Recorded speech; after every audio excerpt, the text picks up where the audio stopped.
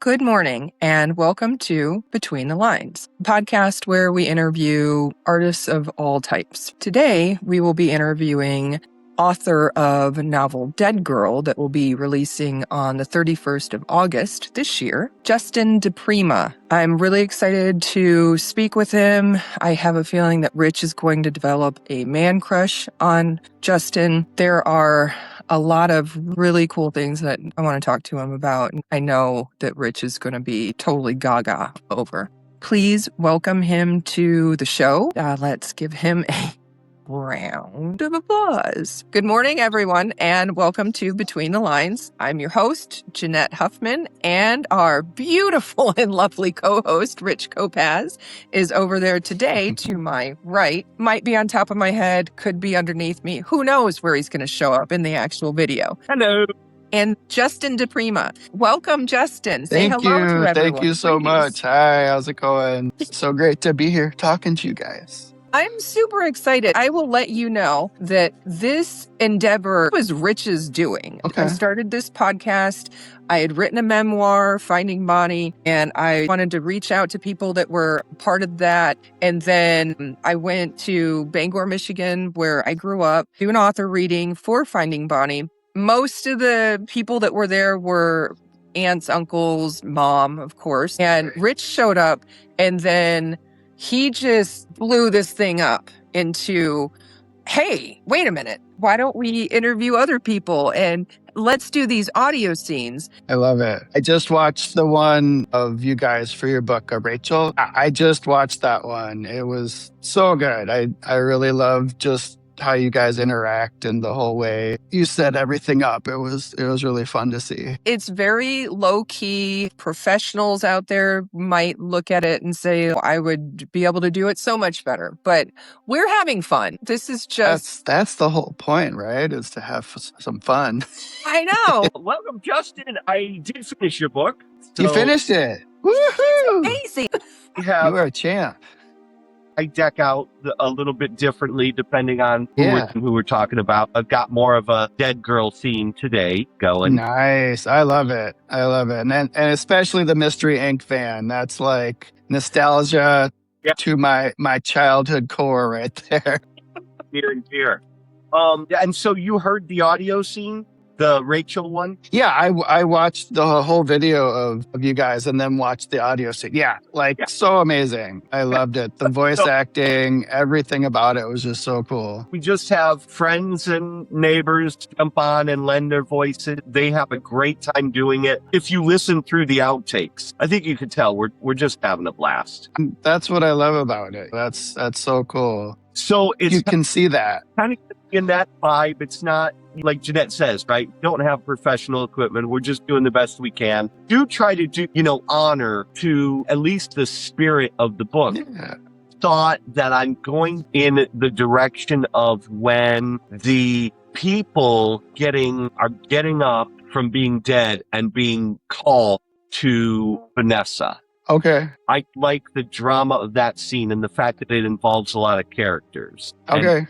So I think that's where I'm going to lean. Awesome. Yeah, that would make a perfect scene. Get just a lot of different voices and people kind of what's going on. I want to ask you because I saw this about the author. You have a love of writing from your father. Yes, absolutely. Actually, the lovely bookshelf behind me, he built that himself. He made 3 of them, and me and my other siblings got to keep one after he passed. He was an English major. He was just this brilliant mind. As a little kid, he was always the one who told me stories at night. So he just instilled in me this love of stories and reading. He was always reading. He'd be watching TV with no sound on, listening to the radio and reading a book. That was like his normal self. And I would just be like, I cannot do that, but that's kind of amazing. And he always wanted to write a book. He talked about that. He was a brilliant writer. He wrote just small, funny things here and there. But I think after he retired, he had definitely wanted to write a book and just never got to do that. So part of my writing is definitely like my dedication in my book is to my dad. So let me just say, I see that he died young. I am so sorry. Yeah. I was 25. Yeah, way too young. That's awful. Give us one of your favorite memory or something he'd read that you really... I remember one time, I have a work in progress right now that involves my childhood. I'm calling it a mixture between it and A Midsummer's Night Dream mixed with my childhood. Nice.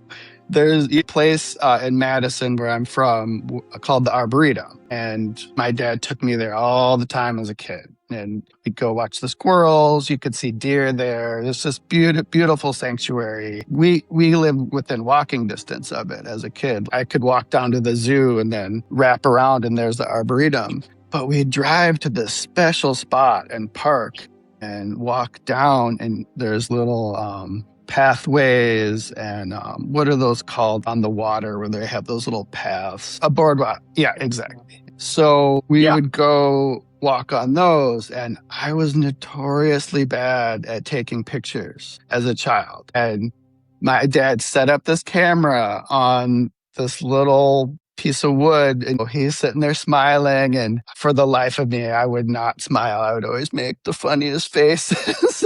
He's getting so mad at me. And I'll never forget that because he was just like, all right, whatever, let's just keep going. And from that point on, I think it was a family joke that I could never take a straight photo. So people, you have to look it up, Arboretum. It's like a park with a bunch of trees, a way to immerse nature. Sorry, I'm having a hard time hearing you guys. Speak into my good eye. I love it. So you've told us a little bit about you, but I would like the world to know more about Justin. Tell us where you came from and how you came to be doing what you're doing right now. Like I said, I grew up in Madison, Wisconsin. My parents moved here a year before I was born, so I was their little happy surprise of Madison. I have 3 siblings, older brother and sisters, nieces and nephews. I have a daughter, Noelle, who is 16 and just starting to drive. Pray for me. Yes. I live in a beautiful house with my girlfriend, Mandy. If you've gone on my TikTok page, you've probably seen some of her artwork. She's an amazing artist. Everything besides my cover, if there's artwork involved in my work, it's what she's done. And just because she wanted to, I didn't ask or anything. She created this whole page called Dead Girl Fangirl, which just blows my mind. And I'm just like, oh my God, that's so amazing. But yeah, I've lived in Madison my whole life, traveled a lot in my younger days, Europe for about 9 months total, Mexico, just all over the place. I love to travel and just get that new perspective. It's helped my writing so much, not having that single-minded, I've only been in one place vibe. So that's really cool to me. I actually started writing 17 years ago. My daughter had just been born and she slept a lot. So I was like, I could play video games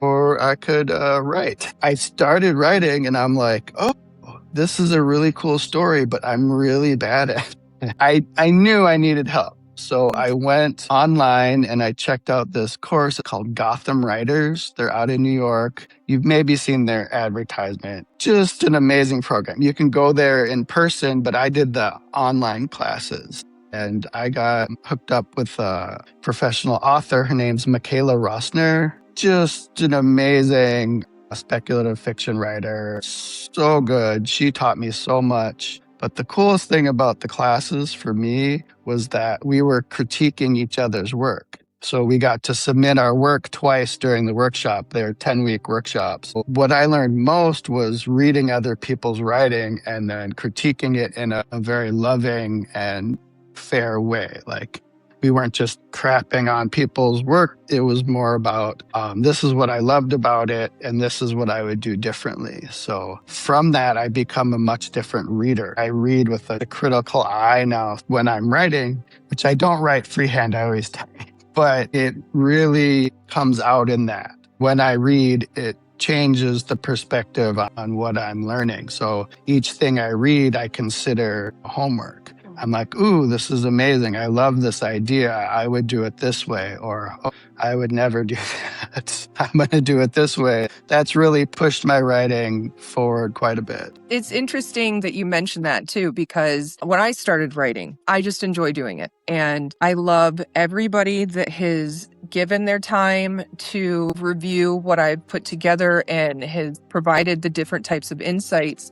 But Nice. I will say that Rich is the first one that when he read it, that's what he did. He had a critical eye. He gave me feedback that was definitely with love, but it was actual feedback. Like, maybe this could be developed a little bit better. And I loved it. Some people, So important. it really is, because it's so sweet when they all say, such a good job. And this is great. We But love to hear that, right? I But that know. doesn't necessarily help us as writers. No, because then Rich and I, we were talking about my novel, Rachel, and he said, I am not a fan of your novel, Abigail. And I was like, I Oh didn't yeah, even yeah. know. I remember that. Yes, I was like, oh, okay. but I love it. Just be Right. honest. Yeah. It definitely opens your eyes. I can't just mouth vomit onto the page. There are certain things like Right. develop the characters, because I have this story in my brain that's so exciting and I'm in love with it, but it's not in somebody else's brain. So you have to describe it better. And That's one of the biggest keys about writing. You can write whatever you want, but until you actually put it on the page, no one's going to know what you're thinking. right. Who knew that? Hey, I liked reading Dead Girl. It has a vibe which is almost like when you watch a black comedy, right? Like a horror comedy. Yes, exactly. And it does give me, I don't know if you've read a lot of Kurt Vonnegut or Douglas Adams or Love them both. Some Terry of- Pratchett, Discworld. He wrote the Good Omen series with. I get that sort of, there's a self-effacing vibe at the same time that it's handling dark. Well done. Thank you. I really appreciate that. Yeah. It's funny. I never thought I would write horror in my life. And like, it's kind of horror. I call it dark fantasy urban horror, or like supernatural superhero horror. It's so hard to define. The first horror I ever wrote, I was actually in Spain, and this story had been banging me in the head over and over again. And I'm like, no, I'm not going to write it. Stop it. It's not a retelling, but it asks the question, what would happen if Tinkerbell, so it's in the Peter Pan universe, and this is after Peter Pan has died, and Tinkerbell, in order to carry on, has to open up an otherworldly brothel just to pay the rent, and she does it in this giant redwood tree. Dead. I'm dead right now.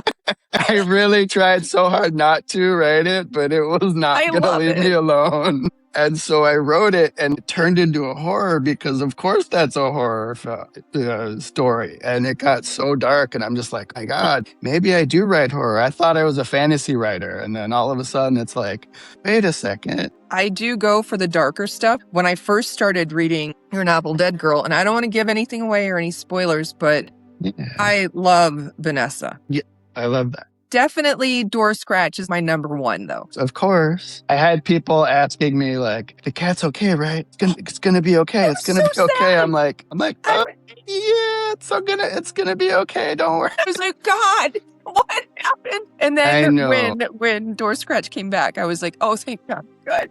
It's funny how we're all into different things, because I'm more that vibe. Yeah. So with Rich mentioning something that happens later on, I'm super stoked about it. You've taken something that my brain never would have gone there. The superhero type thing going on is like so different from anything. That's what people keep telling me. They're just like, it's so different, but I really like it. It makes me like superheroes more. Nice. So where did this come from, this concept for Dead Girl? Yeah, I love this question because as a writer, we sometimes do writing prompts. So one of the things that was really popular for a while was nanofiction, or whatever it's called, where you write very short stories. There was a challenge to write a full story in 100 words, like exactly one.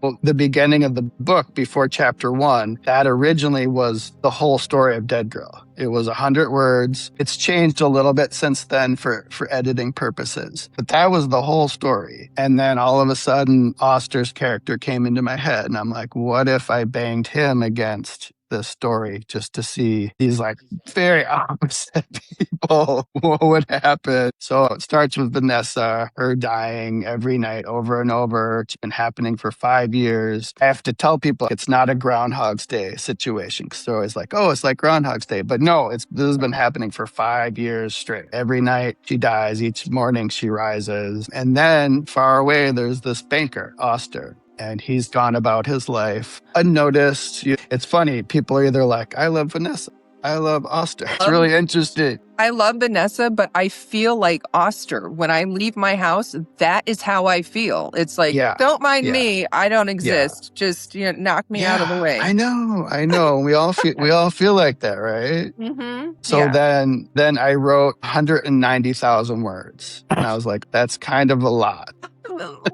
And as you notice, book 1 is not 190,000 words. So I met my editor and me and her talked about it. And she's like, okay, if you're going to be a debut novelist, consider cutting this into 2 books. She's like, you have a perfect stopping point, because when it says at the end of part 1, I had originally written the book into 2 parts. So book 1 and 2 are one book, one story arc. I just beefed up the ending of book 1 a little bit. And then book 2 is actually a little bit shorter, but it's just nonstop. Book 2 is crazy, insane. Like, if you've heard of the Sanderlanche from Brandon Sanderson, that's basically the whole book. It's just nonstop. Like, what is going on? So I wrote that book, split it in half. I'm trying to get both books out as soon as I can, because I want people to be able to read the whole story arc of these characters, because book 3 definitely takes a turn, and I've written book 3 and 4. So they're written. They just need whole process. Alpha readers, me editing it probably 10 times, beta readers, then my editor can see it. Then I'll look at it again, the whole process. So that's the story of Dead Girl so far. I think it's interesting, too, just realizing that there is a process with writing, realizing that it's not just me mouth vomiting on the page and then putting it out there and saying, hey, look at what I did, Mom. Be proud of me. Some of it is painstaking, but in the end, it comes out. It's just beautiful. I guess, Rich, maybe you're my editor.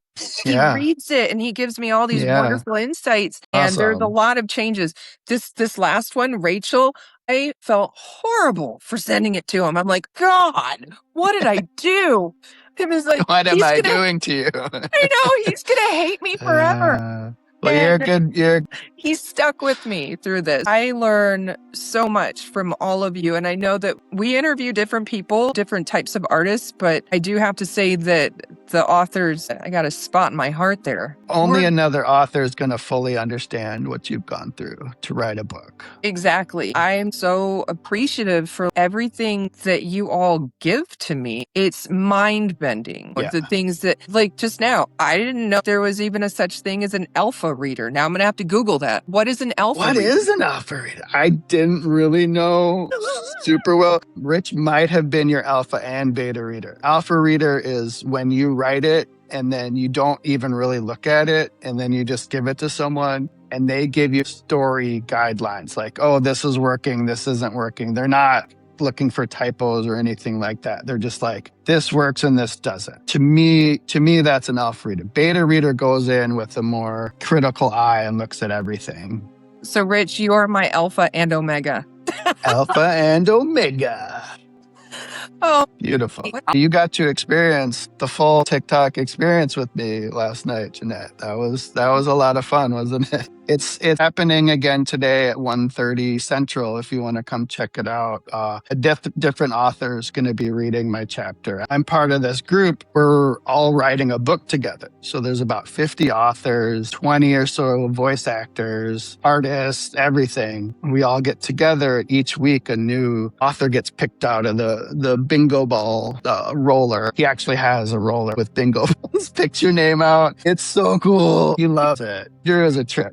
I really love him. He's so Yeah. cool. He's the one who runs the show there. He was funny. And this is, yet again, a whole new world for me because I'm in there and we were talking about it before, Justin and I, and he had mentioned the basement and I was just being funny. I was like, sure, I'll be the creeper in the basement. Like, that's not actually even a far stretch for me. And that's exactly what it we really do. is a basement. It's such a true thing. And I'm just like, oh, that's a real thing? It's So a real thing. Yeah. I feel like this little toddler that's running around is like, hey, what is that? That's a thing? You do that too? So I literally started TikTok like 4 months ago with zero clue what it was or what was going on. I thought I was going to go on there and be like, okay, here's my book. Anybody interested in it? And that was not what it was. All of a sudden, I was going on people's lives and meeting them. And now I have friends that I'm like, we have to meet in real life now. Authors, readers, artists, everything. If you can filter out the trolls that are on there, beautiful, beautiful community and people I consider true friends, which is so amazing. And they're helping me get the word of my book out. I do my own lives on there. I'll interview people that come up and talk about your book for however long, and we'll just be sitting there. And then people in the basement are in the chat and they're asking questions, talking, and they're lurking in the basement. Some of them don't say anything. It's a weird phenomenon, but I love it. Good. Let me drag you back kicking and screaming to the point. Glazed over it, 20 voice actors. Yeah. So thank you. Each week, we have an author write a chapter. I wrote chapter 11, doing a space opera. So Andrew wrote the first chapter. A spaceship crashes on an alien planet. Chaos ensues. A lot of different stuff happened. I was like, Andrew, I need the next chapter. I had this idea. And you got to listen to it. I think I did an okay job. You did an amazing job. Give yourself more credit than that. Thank you. I love the way your brain works. I felt like I was there. And it's kind of the same thing with Rich, where you can go from being dark and all of a sudden there's something funny happening. And I'm like, that's freaking hilarious. Oh, and so ear holes. I saw you in the basement and go, ear hole. Oh my God, I know. I thought I was the only one that said weird words like that. You did a wonderful job. I really hope that Rich can sit in and listen today. Yeah. Are those recorded? Yes, you can go onto Andrew's page and you got to sift through all of his stuff, but each one's recorded on his page. At the end of this, so each week a voice actor comes up and they read it. Every Friday, there's a voice actor, and then we do a Saturday matinee, and they read your chapter. So each one has been read. So we have the whole list of it. I got all the chapters written, so I had to read about 30,000 words before I could even write. So I'm like super slow reader, so I stayed up until 2 a.m. reading, and then was able to write about 3,000 words. It was a good sweet spot. Some of them have been really long and some of them have been really short. So I was like, okay, I'm going to give that sweet spot because I really wanted to tell these two stories that interlaced. And I think it seemed to work out pretty well. I thought it was great. The people that are a part of this, there was a gentleman named Andrew, but you wrote about an Andrew. And there's he's two like, Andrews. Thank you for not killing me. And I was like, this is so cool. So some people have written some of each other into the story. Yeah, I kept like teasing that he is about to die. And he's like, oh no. Because you can do whatever you want. You can kill off whoever you want. You can write it as spicy as you want, like whatever. And it did get a little tentacly at the end there. So I thought it was perfect. So cool. And the goal is at the end to run a Kickstarter to pay the voice actors. We're going to do a full cast audio. And that's going to be run by Cricket and her Mad Audio group. And we're going to get the book out and the audio book of it and just have this crazy book with 40, 50 different authors and 20 narrators. The way that your mind worked and Rich's mind worked, where you're thinking so out of the box, it is so much fun. Awesome. And Rich has his voice actors, and I think they're great. I love them. They're freaking hilarious. Yes. But I gotta say, man, Rich, when you hear Cricket, I didn't even know. She's special. I didn't even know what I was getting into. I had no idea when I got onto this TikTok. I'm just chilling and asked Justin, I'm like, you don't have to see me, do you? Because I'm just laying in bed. I just got home. I look ridiculous. My dog was laying next to me. He's like, no, just hide in the basement. That's when I figured, oh, that's a real thing. It's a real thing. That's a real Yeah, thing. no, there's about 12 of us who are up. Like Andrew has his big picture because he's the moderator running the whole thing, and he has everyone else up in these little boxes. We call them boxes, so we can all talk. We all mute when the voice actor is performing, but otherwise, we're just having a conversation and hanging out. Yeah, she has range, and Cricket is outstanding.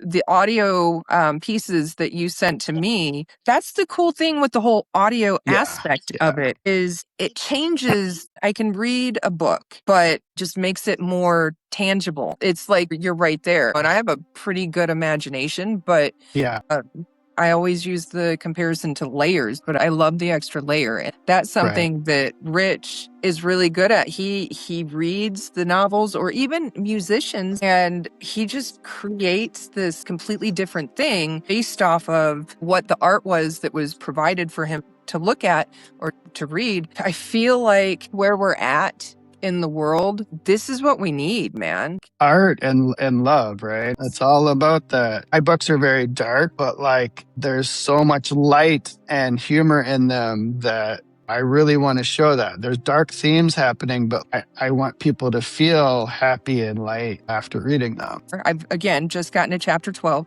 So far, that is what Door Scratch does for me. Just the light in all of the darkness. Yes, there's just all this chaos and madness, and then all of a sudden there's just this adorable little kitten, and you're like, oh God, now it's dead. And you're like, oh no, okay, it's okay. Wait, it's scratching at the door? Which, if you think about it, and this is where I wonder, how demented am I? Because I'm thinking, come here, it's fine, let me take care of you. But other people, I think, would be like, oh, God, get away from me. What is that smell?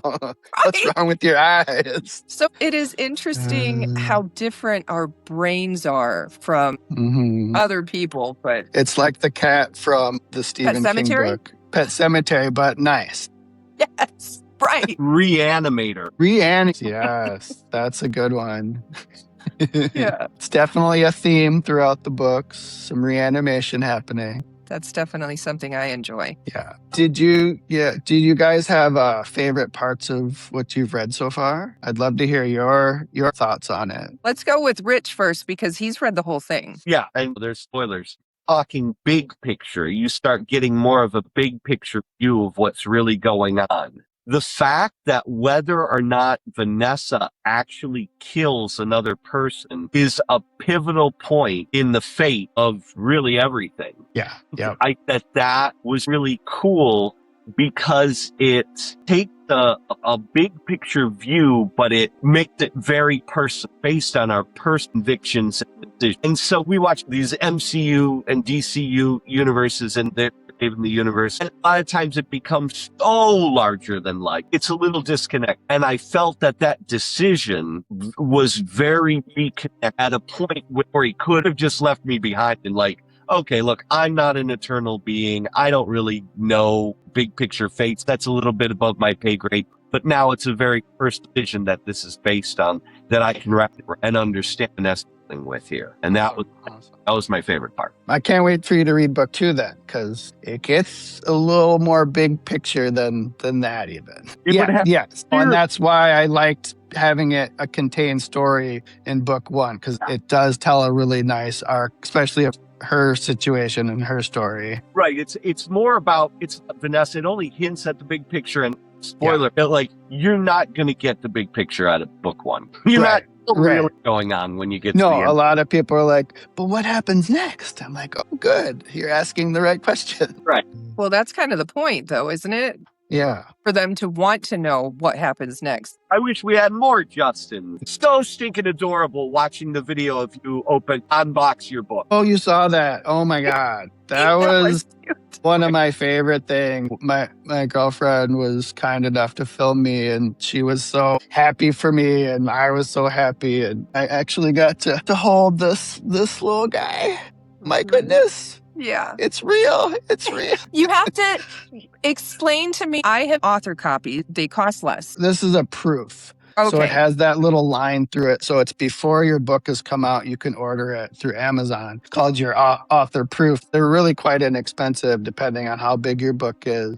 You can't sell them, but they can be left in little free libraries or at someone else's house. So they're actually a really good marketing tool. That's something that I've enjoyed doing. It's just fun for me. I've gone up and down the coast and I just put them in little free libraries. Awesome. I wonder sometimes, I'm like, oh, that was the first version. I know. I hope they don't cry. It's a thing. The struggle is real. It is. But at the same time, I wonder. So definitely for yours, that would be like finding a golden ticket, I would think. Because Wonka is like, oh, chocolate. But I'm like, I wonder how many people do that. I've seen a few. I've definitely Yeah. found a few. What I plan on doing is getting some little bookmarks made with a QR code where they can go right to your website and order the book. Sticker in there. You can leave a little note in there saying, if you found this, you won my golden ticket. I had a friend of mine going on a cruise and she was so sweet. I gave her a couple different books and she left them on the cruise. I put little notes inside each one. That's awesome. I know, because just to think that your story, your work is now out there on the ocean, floating around. And who knows how many people read that by now. I love it. I think my mother would want to choke me out because she would be like, you're wasting so much money. But are you though? Because you're not. You never know who's going to read it. You don't know who's going to read it. And also it makes me feel good just to think that someone else's hands are on my work. Andrew was talking about how he loves the proofs because it has the gray across it. Is there a reason that those are so special to people, or? It's because there are so few of them. But you only make a few of those. Once your book is out, all the rest of them are perfect and regular. And so those proofs, author copies, there's only a few of those in the world. So if you have one of somebody else's, that's like you said, that golden ticket. Well, that's crazy, man, because that means that I've got a lot of golden tickets floating around. Yeah, right. Exactly. I want to brag a little bit on Tyler and his art. I took these drawings that Tyler made of my characters for my book on bookmarks of a scene that featured them, and then have the cute mark. That's brilliant. I love that. I love that. I'm going to have to pick up your guys' books because I'm very intrigued. Do me a favor. I'm editing Abigail like a maniac at this point. So don't pick that one up yet.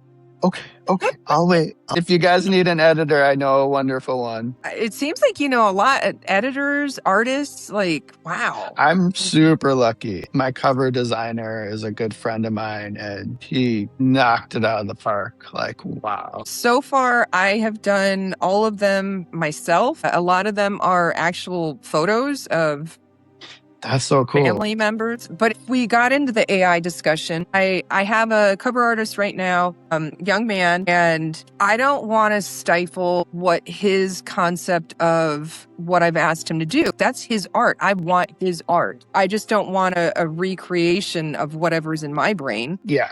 But I tried to figure out what can I have as an interim. And so I used AI to create something. And that's when I started asking the questions, and everyone's starts filling me in on all this information. I'm like, yeah, that's not cool. Well, I know. I was like, I don't want that girl on my cover anymore. I don't even know who she is. Like, that's horrible. So this kid, well, I'm 907, so everybody's a kid. I'm the crypt keeper.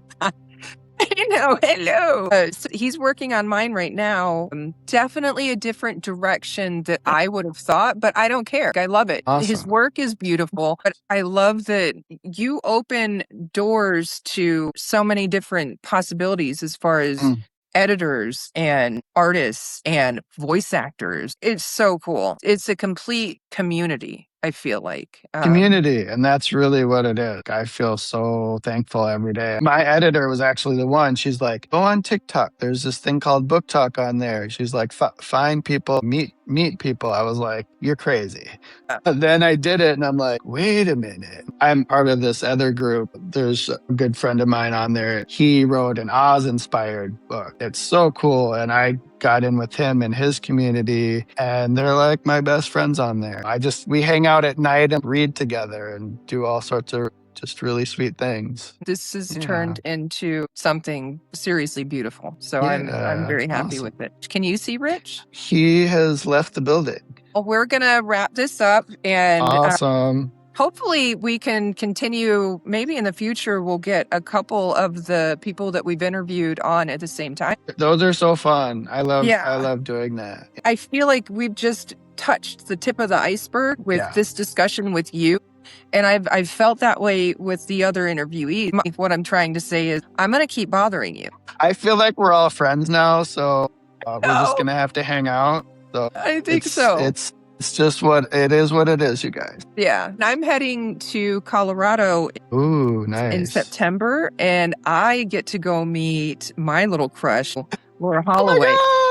Give I her a big know. hug So- for me, please. Yeah, we're going to do a little interview there while That's we're so hanging cool. out. Awesome. Yeah, this has been really good. Do you have a message, something that you want to put out there in the world, or to let people know where they can find your work? You've got the floor. I'm Justin DiPrima, author. I wrote a book called Dead Girl, the first book in my series. It's planned for 6 books. The first one's coming out this August 31st. You'll be able to get it on Amazon right away. I'm looking into Ingram Sparks, which publishes it wide. And then hopefully by Halloween, the audiobook will be out, done by Cricket the narrator and Justin Fife, the male narrator. And then book 2, Dead Girl Even Deader, which I'm hoping will be out also by about that time. You know, working on that right now. It was great to meet you.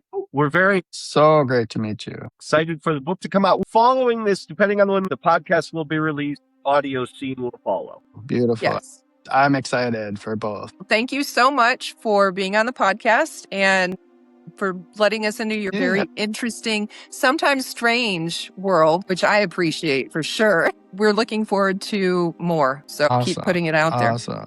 Thank you guys so much. Thank you. Thank you. Dead Girl by Justin DiPrima, performed by Cricket the narrator.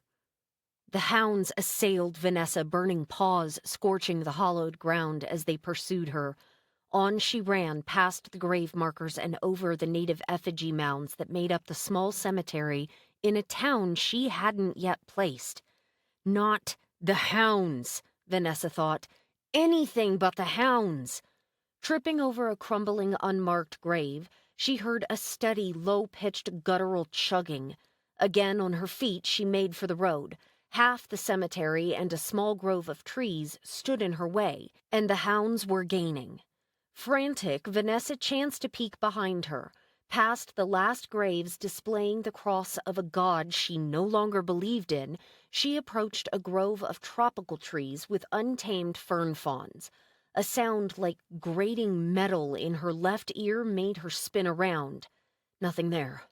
Vanessa often wished she were crazy and hallucinated these nightly occurrences. How simple life would be to while away her days in an insane asylum. She'd tried that many times, to have herself admitted, only to be torn apart the very first night from some untold horror, leaving her unable to return to those towns. People didn't think too highly of reanimated corpses.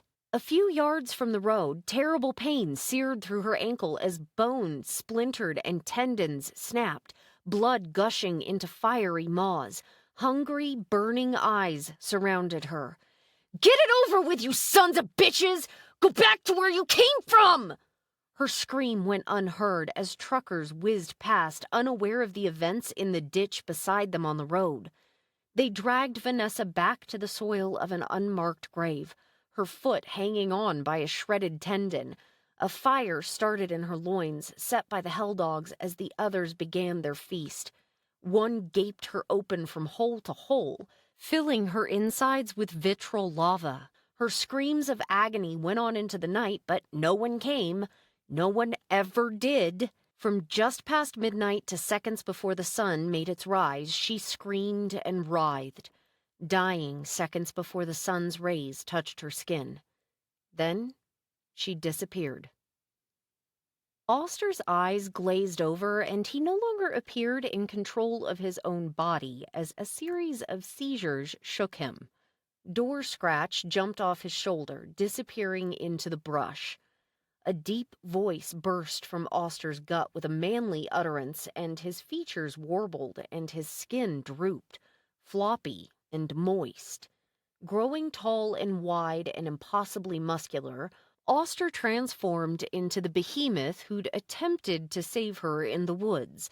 Vanessa had thought he was dead. Her twin demon hounds let out low guttural growls, shielding her from this new threat. "Pretty lady has puppies!" the giant of a man in front of her bellowed.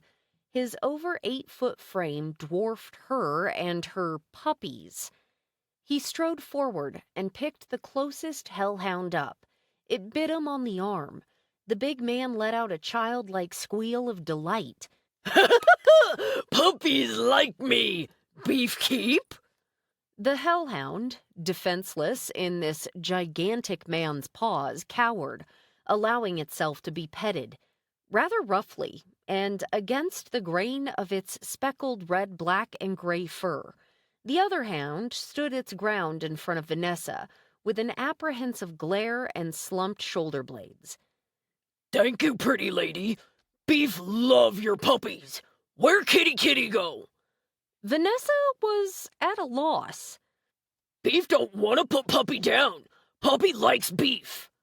The hellhound he held gave his face a rough, fiery lick. The big man chuckled. "Tickles! Good puppy tickle again!" The hellhound licked him again. "Who are you talking to?" Vanessa asked.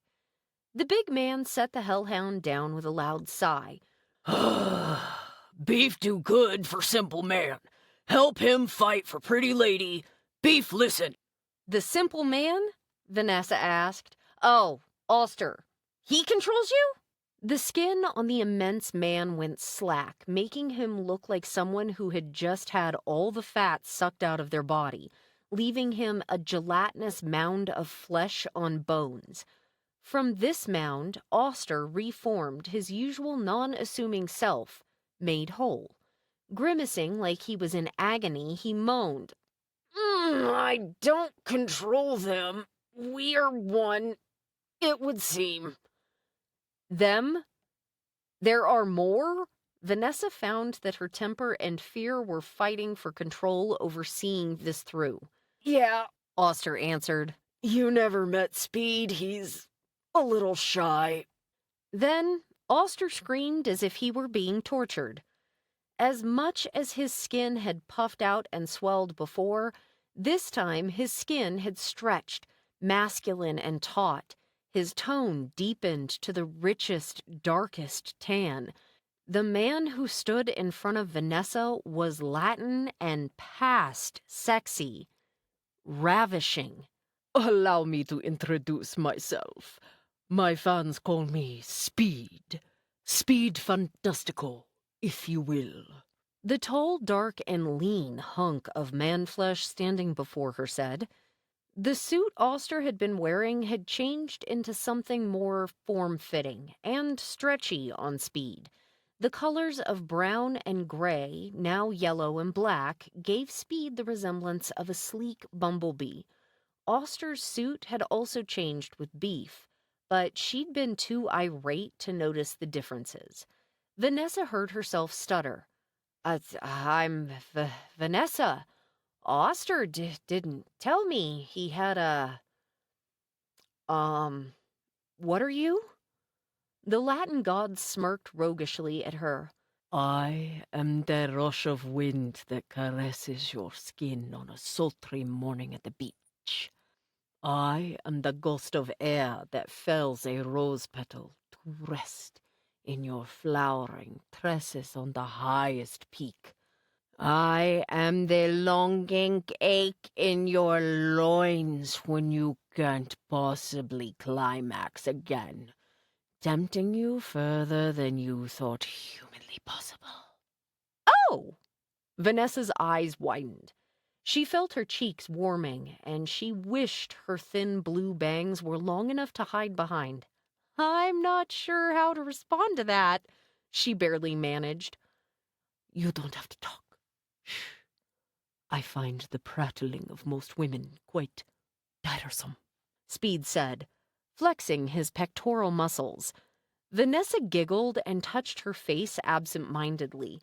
She knew she should be offended, but the way Speed's accent curled out in perfect sensual tones made it charming. Plus, he must be joking, she told herself. Well, what's the plan? I'm yours. Tell me what to do. Vanessa blushed even further. How could someone so hot be part of someone so plain? She wondered. I'll let Oster tell you our plan, the bronze Adonis said. I grow bored with this. Wait, she said, too loud and too fast. I need to know that the ones protecting me are up to the challenges to come. With a name like Speed, I imagine you're quite fast. What can you do? Oster's eyes glazed over, and he no longer appeared in control of his own body as a series of seizures shook him. Door Scratch jumped off his shoulder, disappearing into the brush. A deep voice burst from Oster's gut with a manly utterance as his features warbled and his skin drooped, floppy and moist. Growing tall and wide and impossibly muscular, Oster transformed into the behemoth who'd attempted to save her in the woods. Vanessa had thought he was dead. Her twin demon hounds let out low guttural growls, shielding her from this new threat. Pretty lady has puppies, the giant of a man in front of her bellowed. His over 8-foot frame dwarfed her and her puppies. He strode forward and picked the closest hellhound up. It bit him on the arm. The big man let out a childlike squeal of delight. Puppies likes me! Beefkeep? The hellhound, defenseless in this gigantic man's paws, cowered, allowing itself to be petted, rather roughly, and against the grain of its speckled red, black, and gray fur. The other hound stood its ground in front of Vanessa, with an apprehensive glare and slumped shoulder blades. Thank you, pretty lady. Beef love your puppy. Where kitty go? Vanessa was at a loss. Beef don't want to put puppy down. Puppy likes beef. The hellhound he held gave his face a rough, fiery lick. The big man chuckled. Tickles. Good puppy. Tickle again. The hellhound licked him again. Who are you talking to? Vanessa asked. The big man set the hellhound down with a loud sigh. Beef do good for simple man. Help him fight for pretty lady. Beef listen. The simple man? Vanessa asked. Oh, Oster. He controls you? The skin on the immense man went slack, making him look like someone who had just had all the fat sucked out of their body, leaving him a gelatinous mound of flesh on bones. From this mound, Oster reformed, his usual non-assuming self made whole. Grimacing like he was in agony, he moaned, I don't control them. We are one, it would seem. Them? There are more? Vanessa found that her temper and fear were fighting for control over seeing this through. Yeah, Oster answered. You've never met Speed. He's a little shy. Then Oster screamed as if he were being tortured. As much as his skin had puffed out and swelled before, this time his skin stretched, masculine and taut. His tone deepened to the richest, darkest tan. The man who stood in front of Vanessa was Latin and past sexy, ravishing. Allow me to introduce myself. My fans call me Speed. Speed, fantastico, if you will. The tall and lean hunk of man-flesh standing before her said. The suit Oster had been wearing had changed into something more form-fitting and stretchy on Speed. The colors of brown and gray, now yellow and black, gave Speed the resemblance of a sleek bumblebee. Austere's suit had also changed with beef, but she'd been too irate to notice the differences. Vanessa heard herself stutter. "I'm Vanessa. Austere didn't tell me he had, what are you?" The Latin god smirked roguishly at her. "I'm the rush of wind that caresses your skin on a sultry morning at the beach. I'm the gust of air that fells a rose petal to rest in your flowing tresses on the highest peak. I'm the longing ache in your loins when you can't possibly climax again, tempting you further than you thought humanly possible." "Oh." Vanessa's eyes widened. She felt her cheeks warming, and she wished her thin blue bangs were long enough to hide behind. "I'm not sure how to respond to that," she barely managed.